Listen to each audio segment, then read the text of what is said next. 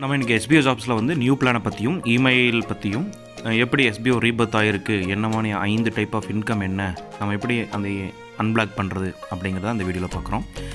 வாங்க நம்மளுடைய சேனலுக்கு. வெற்றிக்கான பாதை, இது உங்களுக்கான பாதை.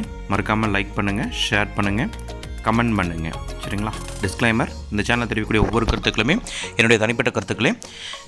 இது எஜுகேஷனல் பர்பஸுக்காக மட்டும்தான் இந்த வீடியோவை நான் வந்து மேக் பண்ணியிருக்கேன். சரிங்களா? இப்போ எஸ்பிஓ வந்து ரீபர்த் ஆயிடுச்சு. ஸோ இந்த கம்மிங் வீக்கில் நம்மளுக்கு வந்து எஸ்பிஓ வந்து நம்மளுடைய ஒர்க்கை வந்து கொடுக்க ஆரம்பிச்சிருவாங்க.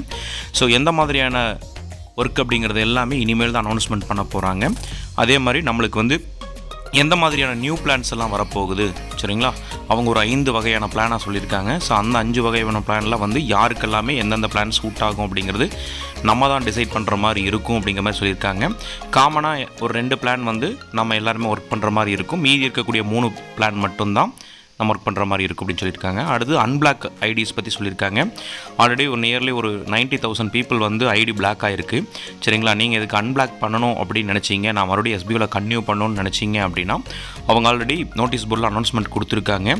அவங்களுக்கு வந்து மெயில் பண்ண சொல்லி ஒரு தகவல் கொடுத்துருக்காங்க. சரிங்களா?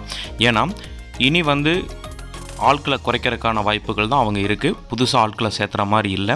ஸோ இந்த மெயில் ஐடிக்கு நீங்கள் வந்து மெயில் பண்ணுங்கள் அப்படிங்கிற தகவல் ஆல்ரெடி கொடுத்துருக்காங்க. இன்னும் நிறைய பேர் வந்து மெயில் பண்ணாமல் இருக்கீங்க. மெயில் பண்ணி நீங்கள் வந்து அன்பிளாக் பண்ணிக்கிங்க. அன்பிளாக் பண்ணிவிட்டு நீங்கள் எஸ்பிஓவில் ஒர்க் பண்ணுற மாதிரி இருக்கும். அப்படி நான் அன்பிளாக் பண்ணல, நான் என்ன பண்ணுறது அப்படின்னீங்கன்னா உங்களுக்கு ரீஃபண்ட் வேணும் அப்படிங்கிற ரெக்வஸ்ட்டையும் நீங்கள் மெயில் பண்ணுங்கள் அப்படிங்கிற தகவலையும் சொல்லியிருக்காங்க. ஸோ இதுதான் அந்த மெயில் ஐடி.